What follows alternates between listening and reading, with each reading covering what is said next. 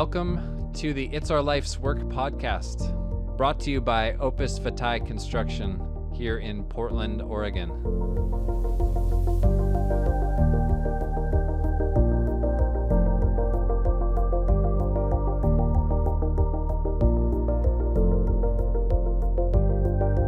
Welcome to episode number 9 of It's Our Life's Work podcast. We are here with a special guest, Gary Hartill, who's an architect here in town, which is Portland, Oregon.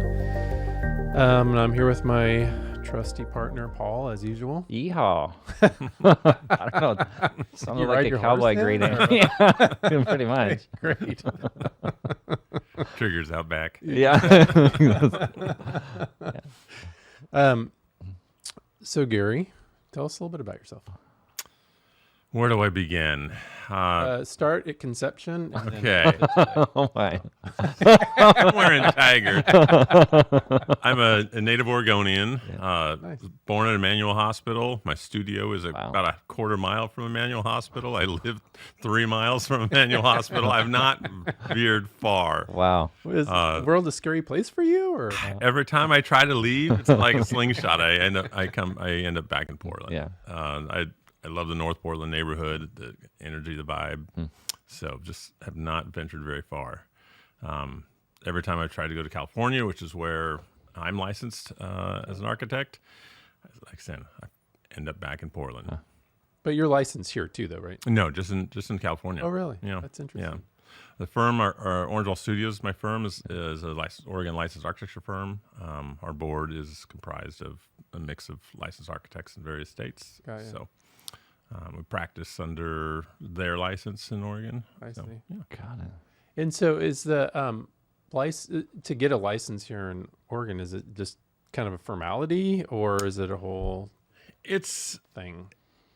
because of my education path. I went to Portland State University for architecture school. It's they have an accredited program, but it was an unaccredited program. I was intending to move to California. You could do licensure based on experience there. So I got licensed in California, started my company, never ended up going to California. Isn't that the way it works? So I've been in this I started about 7 years ago trying to get, go through the process with NCARB, which is the National Certification Board, to get a certificate, which would allow me to get reciprocity. Got ya. But somebody else asked me this, like, well, why haven't you gotten your Oregon license? It's kind of like the same reason I don't go to the dentist Yeah. as often as I should. Life gets in the way. Yes. Yeah. So it's one of my 10-year aspirations. Yeah. Got ya. Got ya. No, it's always interesting because I think that most people don't know really how that whole thing works. Mm-hmm. There's probably a little bit of mystery behind it for everybody. So interesting and good for people to know kind of how all that works and that it really doesn't somehow make you any less capable because you don't have a license in the state. That Yeah. actually- I mean, I can practice as a consulting architect alongside an Oregon licensed architect. So that allows us, gives me a lot of flexibility. I see. Great. So your career path. Talk a little bit about where it started, where it's been, and where you ultimately want to go. Well, I actually started out thinking I was going to be electrical engineer, computer science major. Okay. I was at University of Portland, and all through high school, this was my career track. Computers were this new thing way back then. This is mid-'80s. And quickly found out that I did not want to be a computer scientist, nor an electrical engineer. And that started this question, well, what do I do? So took some time off, worked in the bike shops for a little while, and discovered I should be an architect. And then there was a few years of trying to decide, what does that actually mean? The only architect I knew growing up was Mike Brady. So, He was talented in his own right. the powder puff, Right. lipstick building. He had some classic icons Right. of modernism. So once I discovered that architecture was for me, it was really trying to find a program that fit that. And I liked Portland State had a brand new program that was really more social science based, and this holistic approach that architects are problem solvers, not makers of things. Interesting. And that's I thought a foundational difference between the program there and the program at U of O, which was more about object making than the social science of it. Okay, yeah. So took a long road, maybe 8 years to get through school, because I was working in a bike shop, working in a cabinet shop, framing, building. I worked for a home flipper and learned how to do everything from plumbing to electrical to Really? tearing out Didn't floors, Yeah. showing up 17 doors, random doors, and say, here, put these doors in. So I learned quite a bit of the trade side of building, plus working in a cabinet shop right after high school for a while. Loved the woodworking piece. So Yeah. I think that informed a lot of my philosophy now, the craft of architecture and the craft of building. It's not just the form and shape making, but all the way down to how do those materials connect and what are those materials. Started out actually working in a stainless steel fab shop right after architecture school, drafting and shop drawings, but also in the shop grinding steel and in the field helping install. And Did you do any welding? I did not do. I should have stayed a little longer, but my first architecture job came up. I thought, okay, if I'm going to work in this profession, I should get a job. Right. Yeah. And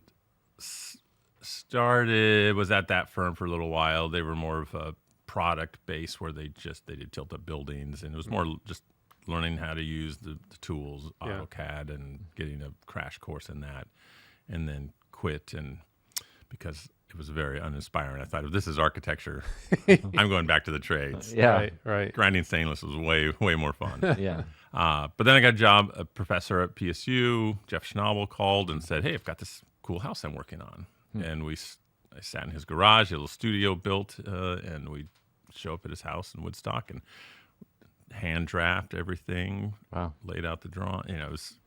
It was one of the last hand drawn projects I did. And then did that for a little while, and then started doing contract work for a lot of different architects, trying to understand what firms were about, what different scale firms. So I did about 2 years just doing contract work for 6 or 7 different architecture firms around town, which gave me an understanding of how different firms, what's a small firm like, what's a mid-sized firm, what's a large firm like. Right. And then found Waterleaf Architecture. They were a mid-sized firm. One of the partners had come out of ZGF. He was their design partner. So I thought, well, that's a good career path to get there and use that as a stepping stone to get to ZGF. Sure. In preparation for starting my own gig. So I think it was about 12 years all told in firms before starting Orange Wall Studios in 2004. And I started Orange Wall to really create a relationship-based practice rather than object-based practice. I wanted to find good people to work with, great projects, good contractors, and build relationships that would allow me to keep practicing the craft. And was that mostly commercial, or was it a mix? We started off doing just residential. Okay. I had been doing kind of on the side a lot of residential contract drawing for friends and interior designers, and just learning everything I could. I'm kind of a voracious learner. I was at ZGF to learn how to detail and design large-scale projects and different building systems, and how to see how big teams work. But I did the residential work to understand how the relationship side worked. Doing custom residential is very personal, as you guys know. Yeah. Yes. So getting the technical training, but also learning how to talk to people during that time. So when I started Orange Wall, it was for the first 5 years or so, exclusively residential remodel. And then once we got the firm set up and established, I realized, okay, to make this really a viable architecture company, we wanted to expand the commercial portfolio. We landed Nike in 2009. We landed Nike and OHSU as clients. And that kind of really set the foundation and kind of the direction of the firm for a while. So residential became just a referral only. Past relationships that had been established during the first 5 years, just kept going with those. Yeah. And then in the last maybe 3-4 years, so during the pandemic, I decided that the long-term play was to get back to doing high-end residential and custom residential. Yeah. I really enjoyed the intimacy of that scale, being able to solve problems at a very fine level of detail. Again, the craft of architecture, not that doing labs, there isn't a craft involved, but it's a very different set of problems. Yeah. And so that got me to thinking about how I wanted to practice from before, and thinking about building systems and performance and designing spaces that will be healthy. I don't know if you guys know the well building standard. That really drew me to thinking about not just the building itself, but the environment that people are creating for people to live in. Right.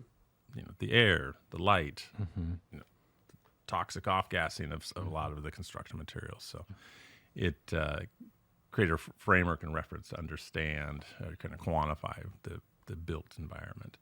So then meeting you, getting to know you guys and hearing your mission as you started out on your own seemed to very much align with my values. So would you say we inspired you? Yeah, I would say it's co-inspiring, right? Yes. It's very exciting when you can have a dialogue with people who care about the same things you care about, Right. and to make a business out of that, right?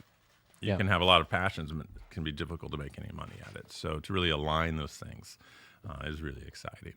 One of the things that I heard you say, I didn't realize some of your story. I was kind of wondering how the timing would play out, because I first met you in 2008 or 2009 on a residential project, and I didn't have a sense of how long Orange Wall had been around, but so it had been around 4 or 5 years at that point. Yeah. But there are some similarities between my career path and yours, in that there was a bit of a meandering direction to get there.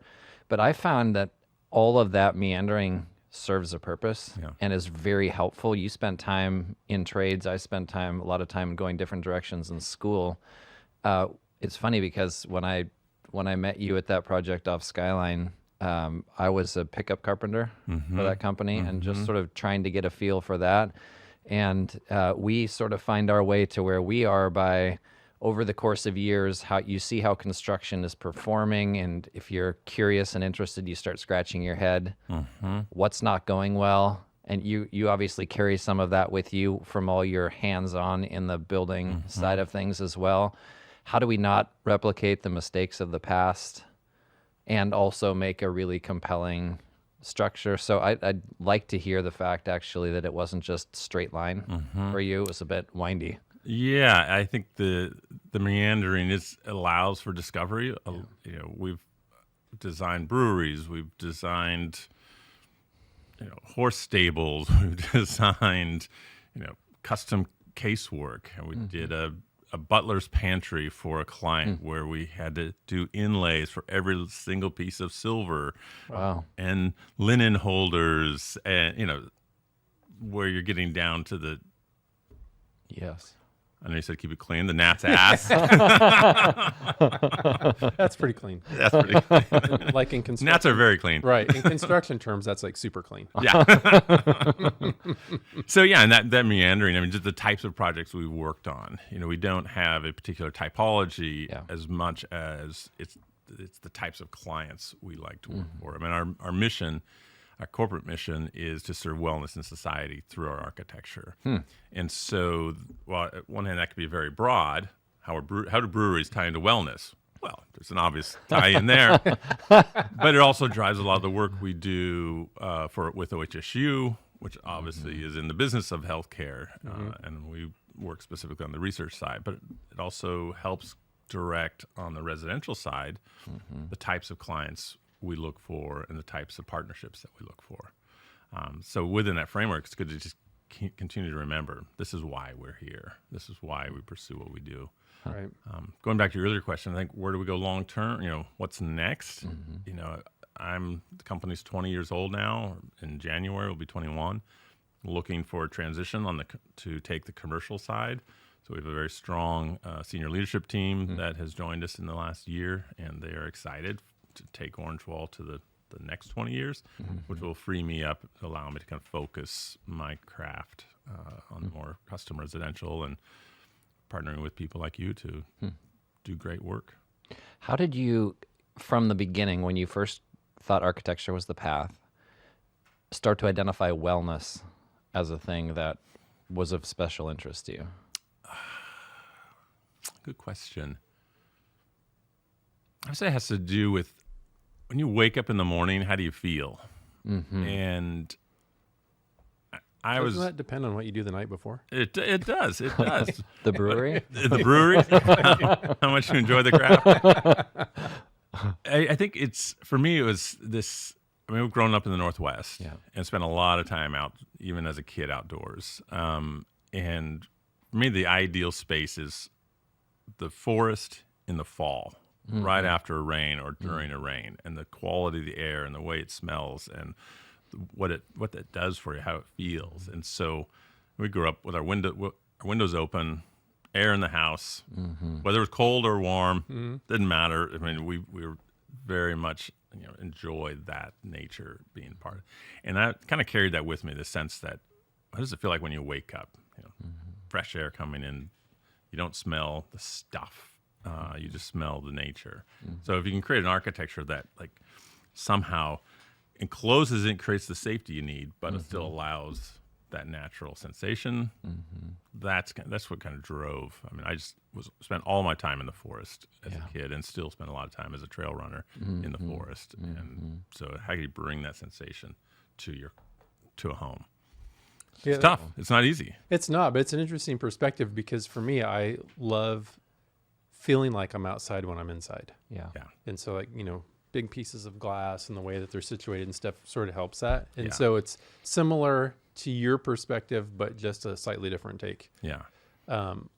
But yeah, I think that's really important. And people often think about that. You always hear, we let the inside come inside out, outside in, and as a visual thing. So big panes of glass. Right. But it's also auditory and a factory, right? Yep. Yeah. We did a house. One of the first houses I did at the first firm, Waterleaf, was a beach house in Nesco. And one of the things that was really important was letting the sound of that site come in. And so we had these small windows that could be opened up. So even if it was gale force winds and rain, you could hear that and smell that smell and let you remind yourself that this is where you are. So when you close your eyes, you knew you were there. And it was one of the things the homeowner really, really loved, is he could crack a window wherever he was and still be part of the nature that he was in. So you could have these views, but you really wanted to be able to smell it and hear it as well. Yeah. So Yeah, for sure. I think about it from all those senses when designing a space. I always ask people if they have the opportunity to design a home from scratch, is your bedroom a morning space or is it an evening space? And it helps direct where you put that master suite, because if it's a morning space, they wake up, they hang out, they get a cup of coffee, they're reading. What do they want to see? Versus the evening space, it's dark outside, so it doesn't really matter what's going on outside, but it might impact where that room. And then you should like to start laying out from the primary suite and out. Yeah, that's great. Yeah, so what you're talking about is something that we value a lot, and I've heard it a little bit already in what you've been saying, which is that you're starting the architecture with the client in mind. What is the experience that they want to have in the house? What are those physical sensations they want to have, smells, sights, all that stuff? And then you start with where they live, the most concentrated fashion, and you design out from the person to the space. Now, that gets complicated when it comes to thinking through the build side of it, as well as you're aware from your background. How do you see it being important in that process, starting with the person-centered thing to having the whole team assembled from the beginning so that we can kind of partner in the discovery of that together? How does that work from your side? When you say the whole team, you're saying like having the contractor on board early, right? Right. Yeah. Maybe other tradespeople are involved who are forms it. I mean, part of it is, as architects, I don't know how many architects you've talked to who say we can tell you what the construction costs are. Right.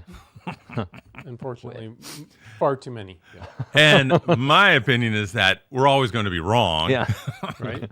So, I mean, one of the advantages is helping define feasibility early on, right? And if, whether it's material choice, whether it's overall budget, if a homeowner says that we want to spend $500,000 or $50,000 or $5 million, there's only so much you can do for that chunk. Yep. And so those partnerships allow allow us to help prioritize Yeah. the needs and the decisions. It may be that you can build 2,000 square feet at a higher level of quality and have a great experience. You don't need the 5,000 square feet. Right. So I think trade partners and construction partners like yourself allow us to early on come to a solution that's more realistic.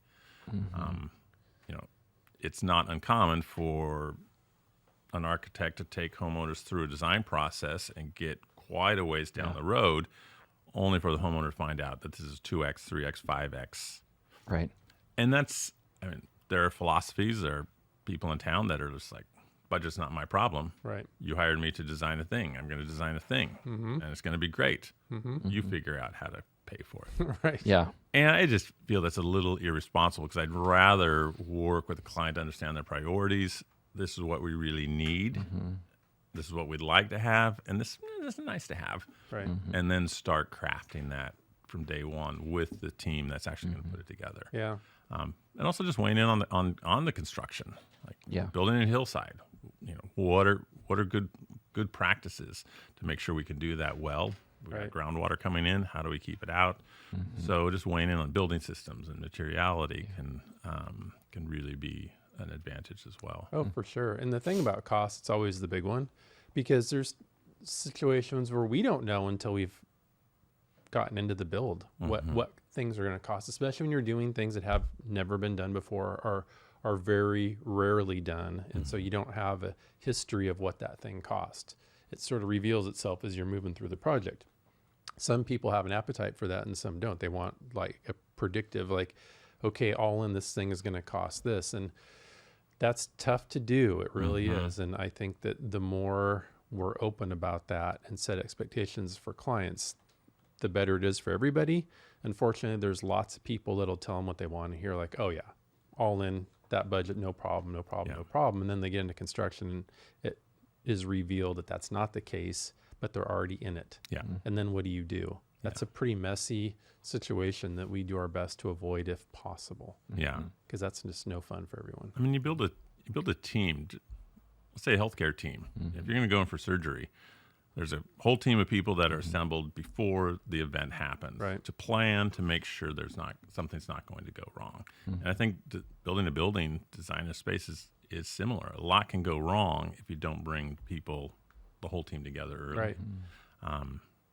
Traditionally, the design and build relationships were set up to be adversarial. There's the owner here, the client, there's the architect, and there's a contractor. Don't talk to each other.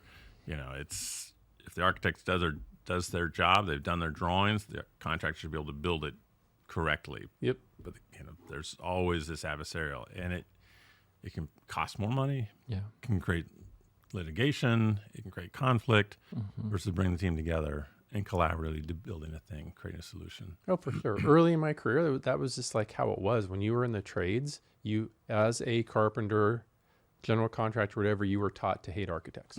They're dumb. They don't know anything, blah, blah, blah, blah. And that was just the mentality. That was the culture and you didn't know why it was that way. It was just that way. Yeah. And, as one matures in life and in your career, you start to recognize, oh, wait a minute, like, where did that even come from? Yeah. And is that really, true? And it's not. But at the same time, are there some architects that aren't good at what they do? Of course. Are there contractors that aren't? Of course. Yeah. Right? I mean, you always are going to have those extremes. But for the most part, I think you have the majority of contractors, the majority of architects that are good and want to work together and for a common goal. Yeah. And, and that's, and it's fun when it all works out that way. It really is. Yeah. Because having adversarial relationships is not fun, but imagine if it's a year and a half long with the client, architect on a big, long, complicated build and everybody hates each other. That is absolute misery and something that I have zero desire to be part of. I mean, one of our values is joy. Yeah. And we work hard at what we do. The homeowners work hard, to get to a point to where they can do a custom build. Right. It should be a joyful process, It should. right? Agreed. If we're doing something right, Yeah. we're going to be having a great time. at the same time. Yeah. And if something isn't joyful, there's usually some part of the process that has either been overlooked, skipped, or put by the wayside Sure. to create that conflict. Yeah, and I think a lot of that comes from our industry is sort of hell-bent on a race to the bottom, where it's all price-driven. Like, Yeah. what's the cheapest? Yeah. What's the least expensive way I can achieve that? Yeah. And we despise that concept. Yeah. We look at it from the opposite perspective. What's the best way we can get that result? Now, in that, sometimes there's some nuanced things where we can, tweak a few things and make it cost less, because we're not out there to try and make it cost more than it needs to be. Right. But it has to be done well and right, because that's the pivotal thing. Yeah. And if it's not, like the few dollars that you saved early on, you're going to pay double on the backside of it. Yeah. And we know that. We know that from experience. Yeah. And so when we give counsel to that direction, if people don't listen to us, we can't help that. Yeah. But we hope that they do, because we're coming from a place of concern, care, and lots of years of experience where we see it go the opposite direction. But our entire industry is just all about price and what's the cheapest and how can we achieve a similar look for as little money as we can. And that almost never ends well. Yeah. And I think that, well, I'll give you an example. I was having a conversation with my son who was helping me this weekend, and he was like, Dad, this kind of construction that you're doing, you really can't remodel it easily. And I'm like, yeah. And he's like, well, isn't that a problem? And I'm like, why?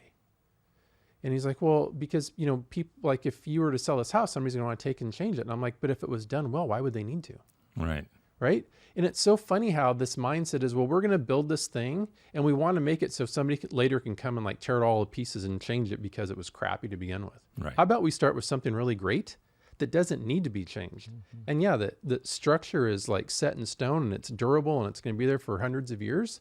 That's awesome. So if I was to buy that home and I said, hey, I don't like the cabinetry or paint colors, whatever, great. I can change those things, knowing that the value in the structure is always there because it doesn't have to be changed. Yeah. And I think that's just a different way of approaching it and looking at it, that we sort of have been taught to not look at it that way. We've been taught to look at, you buy a used house, right? And the first thing you're going to do is gut it, tear it up, carve it into pieces and all that stuff. And then in that process, you discover all of the poor workmanship or low-cost material selection and when that house is originally built failing that you couldn't see until you open it up. And then you have even more dollars that go out and do something that will never show or that you'll enjoy because it's in the structure. Yeah. And I think allowing ourselves to see things differently is where the answer is. And I point to Europe a lot because they have that part figured out really well out of necessity. Right? Lots of people, very small geographic area. You don't have the luxury of, building some house that's going to last, 50 years and get torn down. Another one's coming in there, right? And everything there is very expensive. So they have one shot to do it right, and they do it with intention to create something that's going to last hundreds of years. Yeah. And that's a beautiful thing. You used a word that I think is really important, is value. And I think this gets overlooked too often at the beginning of a project. It's working with a homeowner to define what value means to them. That's right. And once we determine what value is, it's not necessarily the lowest price, but maybe it's quality, maybe it's an experience. Right. Or it's a combination of those. Yep. Price may be a component of it. Sure. But if you balance price with these other factors, durability, defining value sets the framework for the rest of the solution. Yeah. And I think that step gets overlooked. People say, I want it to look like this, and they show you 7 pictures from Pinterest and just go make a thing. Right. Okay, well, are we doing theater here? Is it a stage set? That's right. Right? It's going to be torn down in 5 days? Right. Yeah. Or are we creating something that's going to last? Yeah. And so that, when we start a project, we really try to understand what the client's values are, what the team's values are, and how can those align, and then start defining a solution. Yeah, one of the things that we found that toward that end, we have our very first conversation about values with them, and we try to express to them that this is a complex thing we're trying to pull off on your behalf. And there are values that you don't even realize you have yet, that it's going to be the job of us and this team that we're assembling to help extract from you, because we know our own part of the trades well enough to understand that those things come up time and time again. But when we start listing values for them that are outside the usual suspects, like we want it to be really functional the way we use it, or we want to have such and such view of Mount Hood, or we want the ceilings to be tall, and you start talking about values like I want to be healthy in my space, I want the temperature to be consistent, or I want it to be quiet, or other things. If you start lumping those in with those other things, then it gets more tricky for people to figure out what's more and less important to them, because they're like, whoa, I would really like that, but I also want this other thing. And it does create this sort of competing value set, which is really, really helpful. It's a helpful exercise for us to go on together, because dollars are going to factor. And so for us to figure out, okay, dollars are important to you. How important are they to you relative to these other things? And before you get too far down the road of designing a structure, help us figure out what's the size of that structure. Because if it's smaller, we can probably put more dollars into it than if it's more expansive and more poorly made. So the values proposition and teasing it out it's where the magic happens, I think. The values give us a roadmap too, because they do. All of these variables are going to be sliding a little bit as the design gets developed, as materials get decided. You fix a few things, it's going to be this big, but those values help keep the project on track and say, hey, remember when we talked about how important this was? But it also gives an opportunity to course correct when the client comes at it from a very different perspective halfway through the process. We can go back and say, okay, we started here. This is what was important. Now you're saying, just checking. They can change their mind, that's right?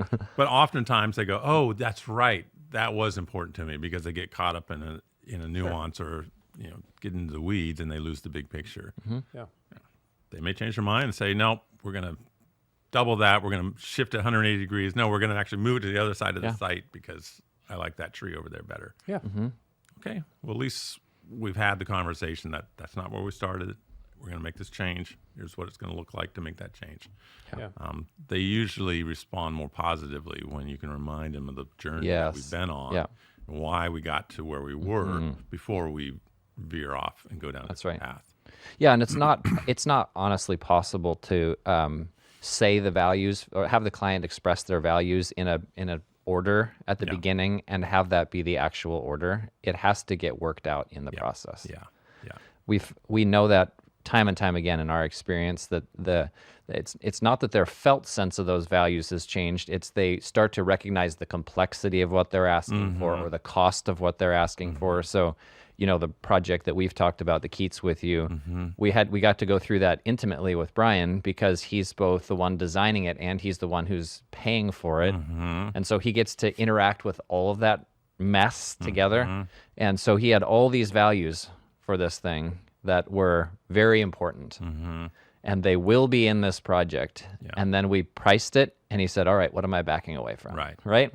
Because he realizes, oh, this does compete for my values. And so we just thoughtfully got to rework them. Like you're suggesting. Supporting the values, we have to try to summarize that in a list of success criteria. And oftentimes we find that the priorities of the values will shift, but the success criteria established at the beginning stay the same. And those criteria for success, again, it drives the decision-making process. Hey, we said we really want to achieve this. I found very rarely do clients change what they want out of the project. And if everybody agrees these are the important criteria for success, then again, values might adjust and prioritize as costs come into play, as material choices come into play. But the success criteria usually track pretty constantly through the project. And at the end, to be able to go, look at that. We hit 4 of the 5. We had to give up on the 5th one for these reasons, but look at that, we got all 4. That's really satisfying. And I'm sure that's a helpful thing for the client to be walked through. I would imagine there would be a sense of settledness and a bit of contentment of recognizing we decided these things. Yeah. From the beginning, we decided these things and we moved toward them, as opposed to ending up with something you didn't realize. It allows, again, for the design team too, and the whole team to kind of back check their decisions. It takes the randomness out of the decision-making process. Design is taking a series of variables and unknowns, and it's like a math equation, right? You find the variables, comes into a solution, you get a result. Yeah. So in certain respect, it can be very mathematic, except that there's emotion involved, except that there's subjectivity involved. But again, those are just variables. You've got a highly volatile, highly subjective client. How do we manage so they're not surprised? Right? It becomes a variable to solve for. It is, and that what you touched on, Gary, was something that we run into on the regular, and that is that when clients are talking about the construction things, like they'll be like, "Oh, well, we really like these kind of windows, and yeah, let's go ahead and order them." And so we do, and they show up, and they're like, "That's not what we thought we were going to get." And that's a really devastating thing to be in. Yeah. And so we try and figure out ways, we work to try and figure out ways to eliminate that as much as possible, but it's really difficult because there's like our understanding of what it is that they're getting, because we do this all the time. And then there's their understanding of what they're getting, and they don't do this all the time. And those two things could be wildly different. And there's no wrong or right. It's just that their understanding as to what they get is not based on years of experience. It's just based on this one interaction. And for their perspective, it's pretty devastating to spend a whole bunch of money on windows and have them show up and be like, that is not what we expected. And it's devastating for us too, because we want the client to be happy and know what they're getting as much as they possibly can. Yeah. And that's how it's tough. It really is. It's hard because we can't like look into their head to know what it is that when we say, European windows, what that means to them. We know what it means to us, Right. but we don't know what it means to them. And those two things can be very different. Yeah. And there's no perfect solution to that other than to try and like slow down a little bit and try and get people to fully understand what it is that they're saying yes to. And, a lot of people have these deals where they're like, all right, client, sign off on the shop drawings for the windows or sign off on the shop drawings for the cabinetry. They're looking at something that's like Mandarin Chinese to them. Yeah. Right? And I get that there's a like cover your butt component to like you signed off on it, but it means nothing if they're like, but this is not what I wanted. Yeah. And I don't understand what I'm looking at. Right. And so, there's these gray areas that we come into in our world that we hope that we can turn into a little bit closer shades to black and white if possible. But it's a tough one. And I don't know that there is an answer. I mean, clients need to see what they're buying. Sometimes the tools can really be helpful. So, when we design, we start 3 dimensions as early as possible, because very few clients can read a set of plans. Yeah. I tell my younger staff, take that drawing, turn it upside down and backwards, and see how easy it is to understand. Yeah. I mean, I hope that they can understand what it is upside down and backwards. That's as good designers should. But clients, I mean, it's just, as you said, it's a different language. They don't understand what these lines. So we move into 3D and very early on, so they at least can begin to visualize. We've played with a little bit with VR, where we put the goggles on them, let them walk through. Yep. That's been really helpful. Some get a little bit of vertigo. They think they're going to fall off the edge. But those visualizations and material samples, I mean, show them the thing. People need to see what the stuff is as much as possible. Mock-ups, material samples. And it adds time and adds complexity, because oftentimes, how often do you guys get the question, well, how much is that going to cost? Right. From day one. And it's like, well, I don't know, how much is a car per pound? Right. I mean, well, can't you just, so-and-so is going to charge me 20 cents a square foot to draw up these plans. Well, that's the difference between drawing up a set of plans for a permit and actually creating an experience for you that is custom fit. Yeah. Right. And that's, some people, that's all they need. I found this plan in a plan book. Yes. Yeah. Can you make these changes for me so I can get a permit? Right. There are people out there that do that. That's not what Orange Wall does and not what we're interested in doing. Right. One of the things, taking it to a very practical level, we have a build coming up. The clients we don't feel are people who visualize spaces super well. So one of the values that they've expressed is that they want this house to be very comfortable. Well, the shape of it makes it a little more tricky to make it comfortable because there's a lot of glass and a lot of different changes of direction of the wall structure. So we need good windows. Good windows take time to get here. Yeah. So we have competing values if they want to have these qualities of their house, and there could be costs associated with those things. So if we were to, for example, based on the 3D renderings and on the drawings, order all the windows ahead of time per the way they're drawn, that could work, but we suspect it won't. We feel like they're going to be people who need to stand in the volume once it's framed, Yep. see the view out the window, And go. and then say, yes, I want these windows at this size. Yeah. And then we order them. Well, that is a conflict of values because we could build the project faster the other way, Yeah. right? Yeah. But we just don't feel like it's wise. Yeah. And so it's in our better interest to help express those two things out loud. Here's the two paths we could go. We think this is the right one for you. But it's a constant process, isn't it, of trying to assess together and call out what we think we know those values are and trying to live into them on the client's behalf. And we don't always do it because like we're so familiar with parts of the process that it's just second nature. Like you're saying, take the plans, turn them upside down and backwards and see how easy it is. For us, it's the same. Like, oh, we need to have our brains scrambled a little bit Yeah. to see how a client feels about it. But trying to be consistent with giving them the best shot at hitting their values creatively. We've had circumstances where we've modeled it, we've rendered it, it's been framed, we've put tape on the walls where Yes. the window's going to be cut out. Yes, this is good. Yes, this is good. Yes, this is good. You do the cutouts in the windows, and they go, and the windows are sitting there ready to be installed, and they see the cutouts, and they go, "Oh, we thought that sill was going to be lower. Right. We Yeah. thought that sill was going to be higher. You We can't thought win them that all, window right? was going to be wider." Right. And at the end of the day, if they want it wider, and they've understood that they've approved all Yes. of these steps, Yes. and they're willing to pay because they want it 6 inches, so be it. Right. Sure. Here's the impact. Yes, but I also find in those same situations sometimes the client's like, well, wait a minute, why should I pay for something when I told you all along I wanted this thing? Yeah. Even though they were signing off on something that they didn't understand. And so that's what we're trying to avoid Yeah. Yeah. those deals. And that usually means a longer build cycle, Yeah. which in our world is totally fine. We'd rather like go slow and get it right Yeah. than to like rush into things. The downside of that is that there's lots of people in our industry that say just the opposite. We can build your house in 8 months. And so they hear that. And then when you tell them, well, no, it's going to be like 14 to 16 months. Those two things, like in their mind, they're trying to understand who do I believe? Who's telling me the truth?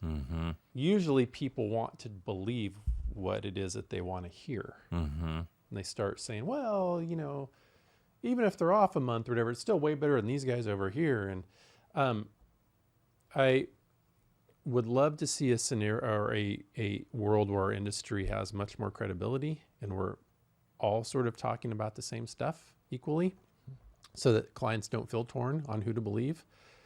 But at the same time, to also recognize that what we're trying to do is really complicated, it's really difficult, and time is your friend.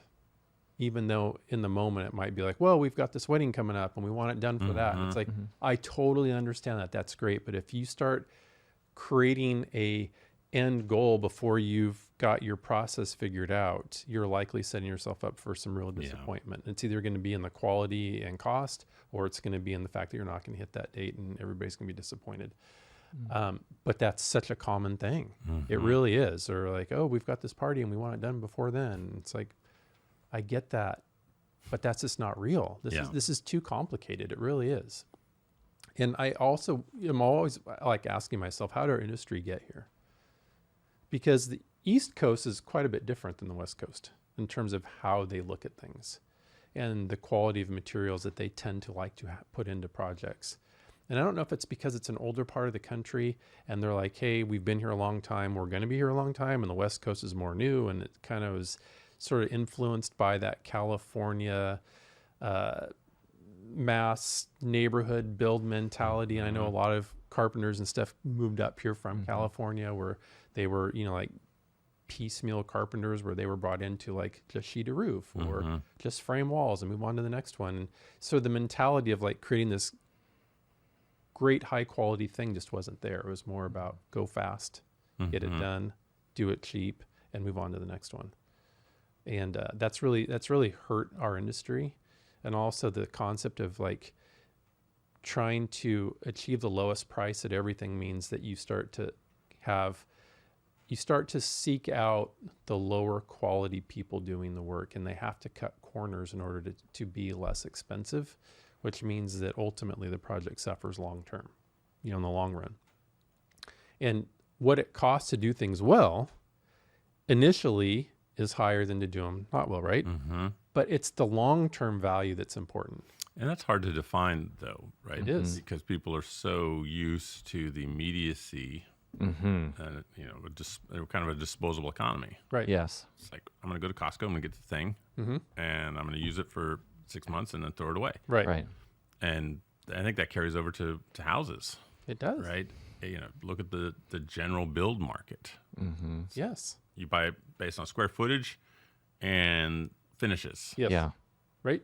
Doesn't matter that everything behind the finishes is junk. Right. Exactly. Or even the finishes themselves are junk, but at the moment they look shiny, new, and nice. And like, it's always funny to me when you see people that are like buying from, the national volume builders, and they're like, they pick their carpet, all that stuff. They have no idea like the thickness and the thread count of their carpet, right? So they pick it. It's like, yeah, it looks nice. The model home looks nice, great. You buy it, and then like, a year into it, there's like all these wear marks in the carpet because it was the least expensive thing possible.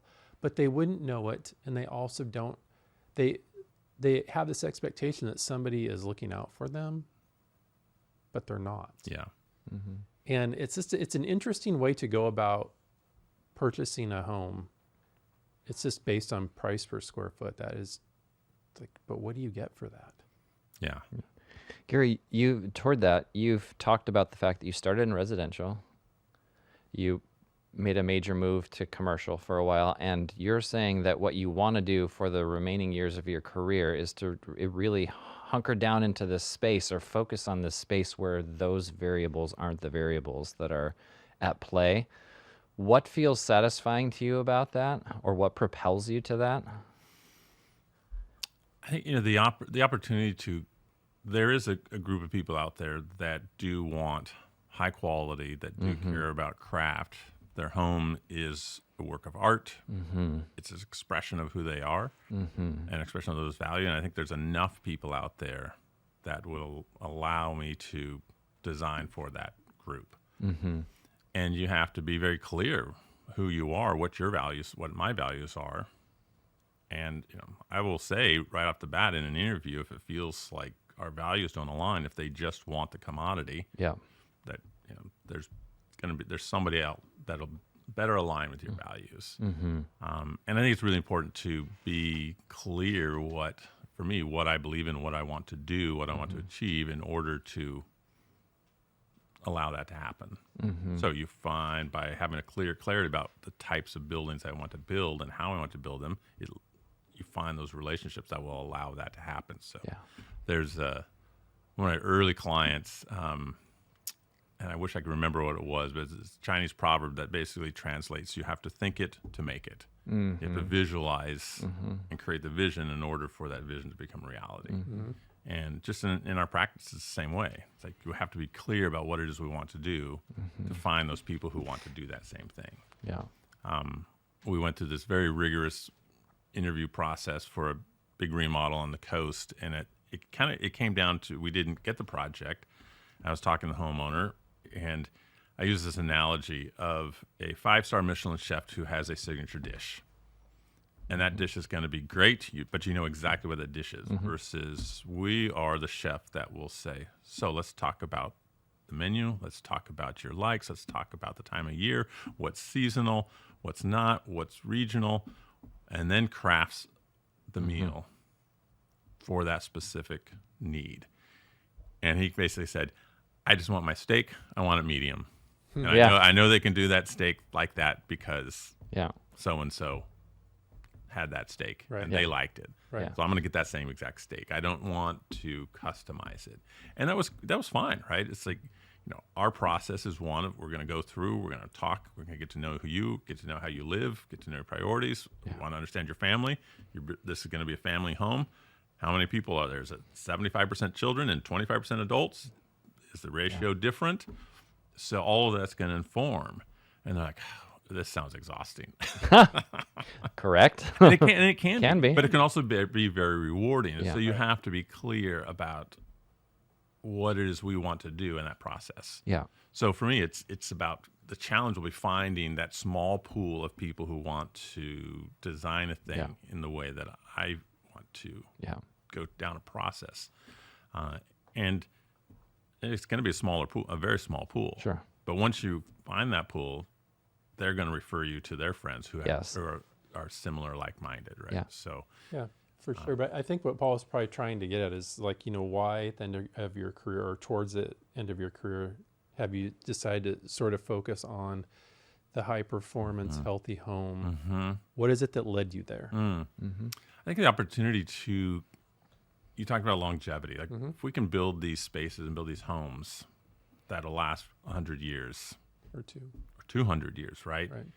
Then there's multiple generations that are going to participate and be able to experience that space. Yeah. Right? And that's really powerful. It is. You talked about the European model, and my partner's brother's been building a house for himself 6 years into it. The walls are almost a foot thick. We've got 9 inches of insulation on the outside, plus actual real stucco, with a drainage plane. And it's a very tight box. And that house will last 200, 300, 400 years. Yeah. Right. It's not going anywhere. He's going to give it to his kids. His kids Yes. will hopefully give it to their kids. You're not going to go in and renovate because the walls are all concrete block. Right. Yes. And it's a precast concrete slab on the floor, so you're not going to just cut a hole in it down the road. Right. It is what it is. Yes. And it's beautiful and it's well crafted and it will last. Right. You might have to replace, the lung every now and then because that's a mechanical part that needs to be replaced. Yes. But the house itself has integrity. And so to be able to build things that house that we build once that will last 200 years versus the house that is going to last 20, 25, 30 that gets torn apart. I mean, the sustainability of that from a material resource is horrible. I mean, It is. all that stuff just goes to the junkyard. Maybe some of it gets recycled and ground up. But so I think the opportunity to build and design spaces that will last a long time and that multiple generations can experience is probably the driver. Yeah. And to know that people are going to be they're going to feel the difference. Yeah. This is going to sound different. It's going to smell different. It's they're going to be healthier, and they may not even realize until they wake up 6 months ago. God, my sinuses are clear. Mm-hmm. Whatever those symptoms are that will improve. Right. That's really meaningful. One of the things that I love about conversations like this is we can have a certain quality of conversation, and then at certain times you can feel the weight of what someone's saying, and I can feel the weight of what you're saying and its significance to you at this moment, which it stirs me back to what you were saying earlier of joy and wanting joy to be part of the journey of the build. And you're identifying that at this point in your career, these values over here to you as an architect give you joy and your team joy. And you know that even if your client doesn't fully understand the values you're providing for a structure like you're talking about, they too, as they get their appetite whet for these things, will experience it as joy in a way that's different qualitatively than some of what you've done before. And there's something super compelling about that. we've talked a lot about ideal, kind of leaping off on that, a lot about ideal. Sometimes, we don't get all of the things, right? But if we have our toolbox of the ideal and we can get 50% of those, we're way better than if we hadn't brought those to the table to start with. Sometimes you get 20%. Maybe it's just the windows. Maybe it's just the insulation. Maybe it's just the framing assembly. But if we can push everybody to the ideal and get some of that, we're still improving condition. Yeah, we definitely are. And it's interesting because like we're doing all this on their behalf. Sometimes they don't even realize it. You know? And I would love to get to a place where people just trusted, like we're hiring the best out there and we're going to trust them to do what it is that they do best. And that's hard for some people. I mean, our firm was built on a foundation of trust, like with everybody we interact with. And that's really important for us. But it's hard sometimes for clients to have that trust, especially initially, because they've maybe come from bad experiences with clients or with contractors / architects, designers, or somebody in their family has, or their friends or whatever. And like all that stuff is sort of, ringing in their ear that creates that ideal scenario of, I don't know if we should trust these guys yet or not. Yeah. Trust is huge. And that's, you have to establish that trust with a client early on.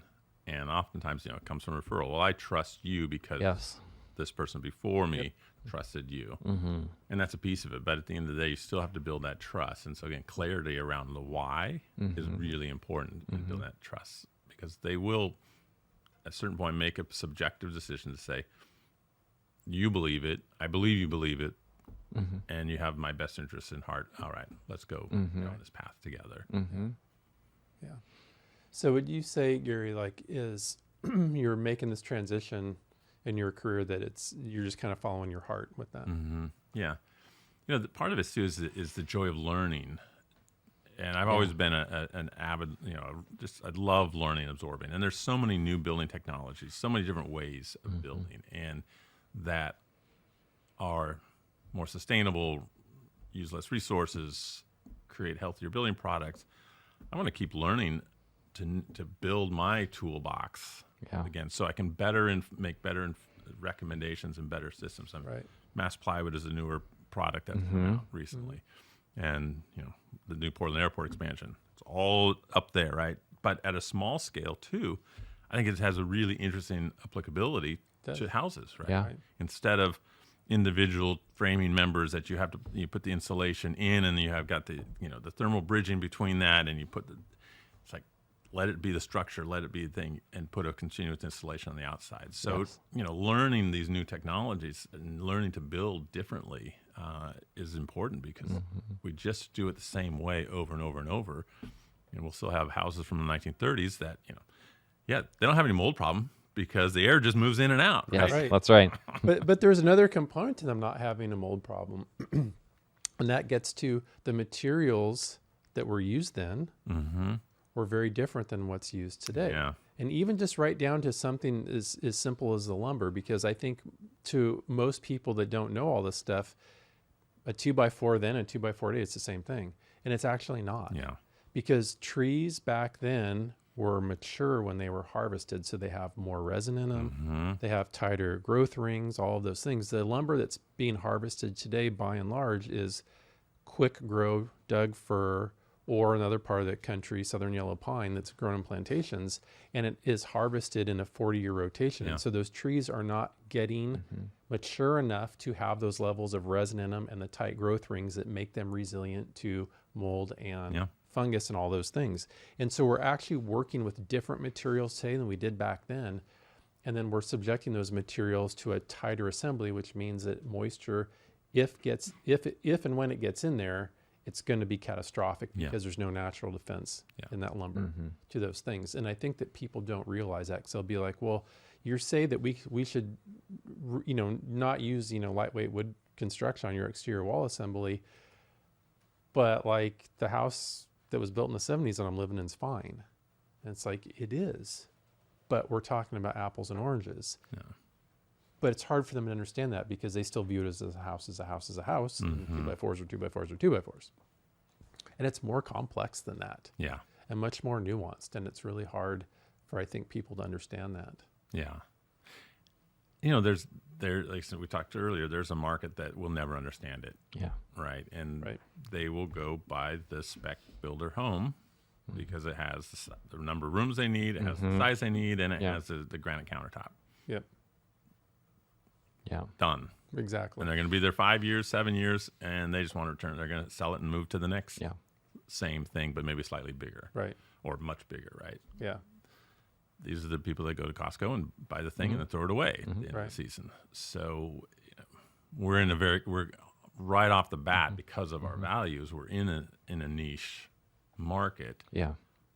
The question, I think, is in this region, are there enough people who care and have similarly aligned values? And how do we reach those people? Because they'll want to do it. A person who wants to build a healthy home is going to build a healthy home. Yeah. If they have to figure it out themselves, or if they can find good partners to do that. Yep. Yeah, it means that, just like you were saying, if there are clients who come to you and you can see, because you've asked enough questions of enough people over time, that our values aren't going to align very well, that you, as graciously as possible, help them help identify that, so that they're not wasting their time, money, and energy on something that doesn't fit, and that you don't as well. And we are doing the same thing from our side. Before we ever go out and look at a remodel project, we have people come into our office to talk to us, because we are talking about values at that point. We're trying to identify what theirs are. Are you going to be living in this house 20 plus years? Is this a 5-year and your kids are getting done with high school and then you're moving? If that's the case, we're not probably a good fit. We're trying to do the same things you're talking about. And then in the background, you and we are... our legs are paddling like a duck as hard as possible to go find those right people who do fit what we're trying to offer, so that we can do those projects that give us joy at this point in our lives and careers. Yeah. It's about it's doing fewer things better, right? So we're going to have fewer clients, but we're going to work with those clients to create a much better end product. Yeah. And I think that versus the volume. There are architects out there, they're going to do the Dutch Brothers or whatever. It's like, because they can just keep cranking, and that's a business model that works for them. And maybe it brings them joy. I don't know. Maybe. I would rather take the time to get to know a family and get to know the homeowners and understand, like, how can we do this thing that is going to be in your family for generations. Yeah. And when you were talking earlier about that multi-generational structure or home, it would be really satisfying for us to build a house now for the parents, if you will, and then 20 years or whatever, the kids get to take it, and they come to us and they're like, hey, there's a few things we want to spruce up here, but this is our house now, and we just treasure it because it was such a great thing for our parents, and we're going to really enjoy it. And that would be a really special moment for us, I think, to be able to do that. And knowing how the house was built means that we can help them spruce it up in a way that doesn't damage any of the expensive things that went into it. Yeah. And that'd be really cool. One of the things that just keeps moving around in my head as we're having this conversation is, it really is important that we find good traveling partners when in pursuit of these things. Because if you are not aligned with us in the process of trying to serve the client in these particular ways, that's also going to be a nightmare. And so we love to hear your enthusiasm for these things, because we honestly don't hear it all that often. There's still a lot more about form and functionality in building that we're asked to carry through with. When we start hearing other values emerge on the design side, it gets us really excited, because that's what we want to do. Yeah. Well, going back to this, why it's important for me to partner with people like yourselves.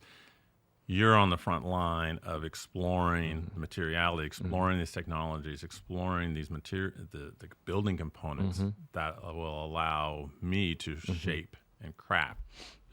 Architects make space, and we create objects from a whole kit of parts, but knowing the right kit of parts to choose from. Yes. You know, if we start talking about at the front end of a project, here's what we want to achieve. Guess what? You guys come to the table with, well, here's 3 or 4 options that we can do that. Here's the plus deltas of those options, and we can together convey why this decision is better than choosing this other thing, and convey that to the homeowner. Yep. And that's really exciting.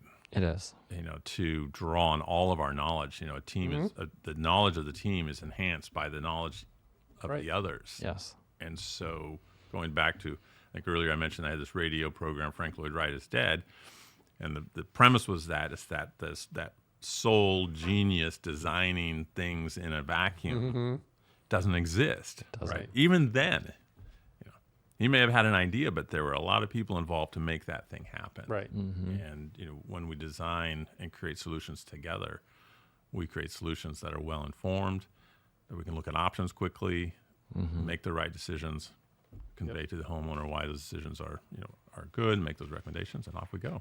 Yep, exactly. Well, Gary, thank you for joining us. That's the end of our program today. It was great having you on It's here. great to be here. I want to leave with this. I titled this episode especially for you, and the title is your Hartill in it? Oh. It clearly is. That's awesome. That's Thank what I you, was guys. saying. Yeah. Thanks. Yeah.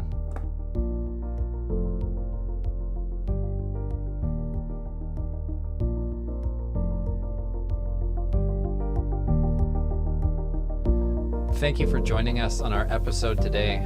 We had a lot of fun talking with our guests. We really enjoyed the conversation, and we'll be looking forward to you when our next content comes out.